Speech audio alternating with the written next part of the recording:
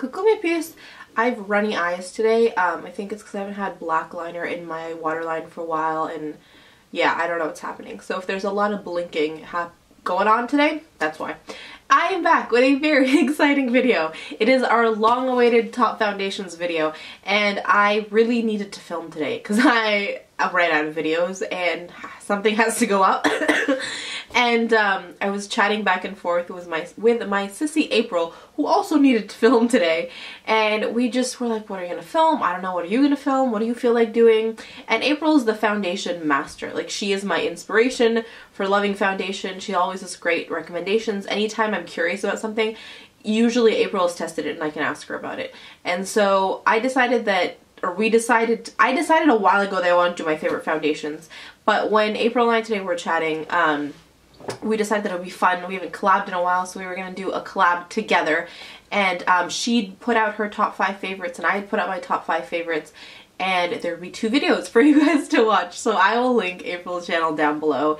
If you are in need of a good foundation recommendation, I suggest that video. But if you are in need of a smile, to feel inspired, to find a friend, to feel loved, go hang out with April. April is phenomenal. Not only is she a ridiculously amazing makeup artist, she's taken classes, she's aced her classes, and you'll see why in all of her looks, but she just is a gorgeous human being inside and out. She has the biggest heart. She stands for everything that this community should be about. She really likes to engage with people and make friends, and she's just a beautiful human being. So definitely check out her video for recommendations, but definitely also subscribe to her channel because she's just, I have not enough good things to say about that woman. I'm gonna get started. The other thing I did want to say, April has dry skin. I have the strangest combo skin known to mankind, which I'll get to in a second, but I'll try to talk about these foundations for most all skin types, but if you are specifically suffering with dryness, April's recommendations I know will be amazing. Anyways, when I said I have the strangest combo skin known to mankind, it's because of this. I have quite oily skin, but I also have dehydrated skin. How those two go hand in hand, I literally have no idea. I have oily skin in that, like, my T-zone, like, you can tell usually how shiny I am and I'm like constantly blotting. Those are natural oils popping through. I break out quite easily, so in that way I'm quite oily. But then I will randomly get dry patches on my face because my skin is dehydrated. So if I try to treat my oiliness with something too intense, I'm trying to think, okay, focus. With something too intense, it dries me out too much and I end up with dry patches. So I have to make sure that I'm hydrating my skin. So the reason I give you all that is not as like a skincare tip. I'm hopefully going to try to film something around winter skincare for the strangest skin known to mankind. I probably won't call it that. But I'm telling you that so that when I talk about these foundations, they're foundations that sort of have to work for both oily and dry skin, because if they don't, then I have it cling to dry patches or I have it been eaten away by the oil. So I try to look for foundations that work for both because my skin on any given day can be giving me both kinds of problems, oiliness and dryness. Okay, there's not necessarily a particular order to the 5 that I have. There might be a 6th one that I snuck in as a technicality. But anyways, so I'm just going to jump in. I'll probably start with what's on my face. I have either first impressions or full-on reviews of all of these guys, and I'll stick all those down below, besides like the product link in the description box. So for more full demos, tests, that kind of stuff, go to there. The one on my face today is the Nars Sheer Glow Foundation. This one is one that I picked up in Vegas a little while ago, a couple months ago. It seems like I was just there. But anyways, no, it was a couple months ago. And this was one that I never really understood the point of, why everyone raved about it. I didn't really get it. Until I went to a Nars store, they sat me down and showed me how to use it properly. So the trick with the Sheer Glow is that you don't want to apply too much of it. Too much of it ends up being cakey, ends up being gross, like it doesn't do anything for you. The Sheer Glow is the one that I get the most compliments from you guys when I wear it. You guys really see a huge difference, and so it makes me love it that much more. The shade that I have is Fiji? Yes. Yes, I have Fiji. I tried Deauville when I first got color matched, which was too light. So I got it again in Fiji, and I adore it. It's really, really a lovely foundation, about a medium coverage, and again, works for both my dry patches and my oily patches. So it's the first one I recommend. The second one is the Illamasqua Skin Base. This is an 07. This one pulls a little bit more pink undertones on me, whereas my Fiji pulls more yellow undertones. I find that I'm somewhere in the middle, and so I can get away with both. I also don't have like a neck showing to match, and so I tend to be able to get away with foundations. Like, I can get away wearing something more warm and more cool tone depending on how I feel that day, because I'm not necessarily matching it to anything else, if that makes sense. I can't go like 5 shades darker or lighter than I am, but I can play with undertones a little bit. Anyways, Skin Base is a gorgeous, gorgeous, gorgeous foundation. I heard about it from the Pixie Woo sisters, who are quite dry and really like it. Again, even with my oiliness, this doesn't get eaten up by it. The trick again with this one is be careful not to apply too much, because it can cake up really quickly, and so you just definitely have to be careful with that you're not applying too much, you're blending it out really nicely. I say that one gives more of a full coverage. You can definitely use a little sheer amount of it, but I think it's more medium to buildable, if that makes sense, in terms of coverage on that guy. It comes in a huge shade range. I know that Sephora doesn't carry it anymore, but the Illamasqua website does ship internationally, and so you can get it off of there for sure. The next one that I have is probably my lightest coverage. It's my Chantecaille Just Skin. I have the shade Vanilla. I give a whole explanation on how I hate the name Vanilla in my review video on this guy. It comes in a little, it's like sort of like what do you call it, toothpaste type of tube, which is sort of strange to me. But it's a gorgeous, gorgeous, gorgeous finish. It's just skin, like that's what it looks like. It's just sort of your skin, but better. On those days when I either am having like a bad skin day, I need my skin to breathe a little bit, but I just want a little layer of coverage. And I say coverage not because like I want to wear makeup, but what I've started to realize is I have been taking sort of the trains a lot more now. I used to live like, you've seen my vlogs, like, not that we're in a small town, but I used to like drive, and so I had like my own little space with only my bacteria in it, and then like wide open spaces. And so now that I'm taking public transport, there's just, my skin is being attacked with a lot more stuff than it used to be.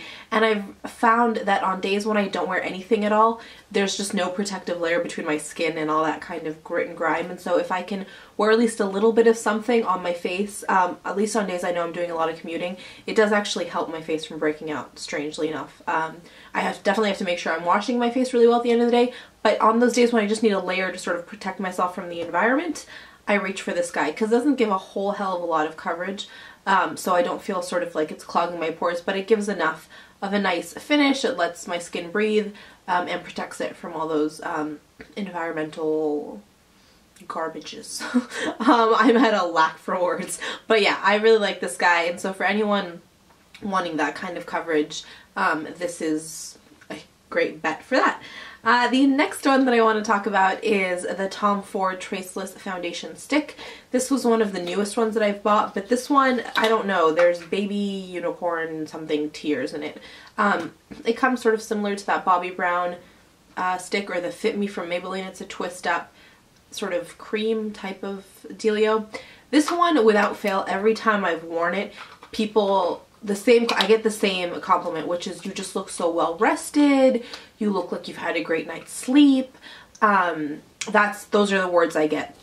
So I really, really love it for that effect. It gives probably about a medium coverage. I will build it up to a full coverage. It's strange because it's full coverage and that doesn't look like you have skin peeking through, but doesn't cover like blemishes. So you definitely need to add concealer near your blemishes so that you have a full coverage throughout your face.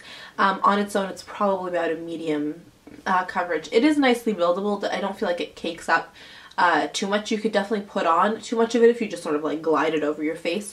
So the way that I like to use it, I'll like to put it on a brush and then put it on my face, as opposed to sort of swiping it across my face. But it's just such a gorgeous foundation. Really makes you look rested and awake and healthy. I will say my tip on that one is to try, if possible, to go get color matched. The swatches on the website don't seem true to what it is. So the swatch for the shade that I have, which I didn't tell you the shade on this one, did I? Number 3, Fawn. This shade, as if you can read from all the way over there. Anyways, The little swatch sort of on the Tom Ford website for that color makes it seem like a lot darker than what it is. So if it's possible to go get color matched, that would be awesome. If you're sort of in the same range as I am, if you've like any of these that I've mentioned are similar in shade too, then 3 might work for you. But if you are able to go get color matched or Google swatches or something, that's probably your best bet, because the swatches online or the color, you know, circles online don't quite ring true to what it is in person.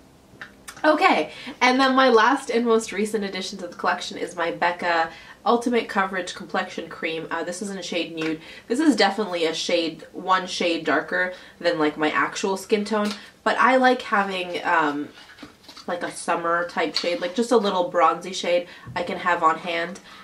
Because again, I can wear it. It's not going to show up as like a contrast. And there are days where you just feel like being a bronzy goddess. It was the one I was wearing in my fortnightly favorites from last week, so Friday's video. I can link that down below. But I just full coverage with this guy. I was talking to Pam, whose Instagram I will link down below, but I was talking to her this weekend and she also picked it up and she's like, this is everything I wanted the Kat Von D Lock-It Tattoo foundation to be, but wasn't. And that's exactly the way I feel about this. The Lock-It Tattoo foundation from Kat Von D, I felt like I wanted to claw my face off. I hated it. I couldn't. It was cakey. I couldn't. I know some people love it, but it drove me crazy. This gives me full coverage, but without feeling cakey. It feels like a full coverage. It feels like it's not natural looking, right? Like you want a full face when you wear it, but it's just gorgeous. Really lovely. Definitely don't put on too much just because you're going to have too much product and nowhere to go with it. But it's a gorgeous, gorgeous foundation. And especially if you want a full coverage, flawless look, that's exactly what it's for. So yeah, those are my top 5. Oh, my one little extra that I wanted to sort of talk about is my MAC Face and Body in white. They do the face and body in all the normal colors that MAC does in their range, so you can do like an NC20, NC25, whatever. I just needed something to lighten. I had a foundation that was too dark and I wanted to finish using it up. My Chanel foundation, the Vitalumiere, which I haven't since repurchased. I like it, I just don't love it, if that makes sense. Anyways, this is what I was using to lighten it.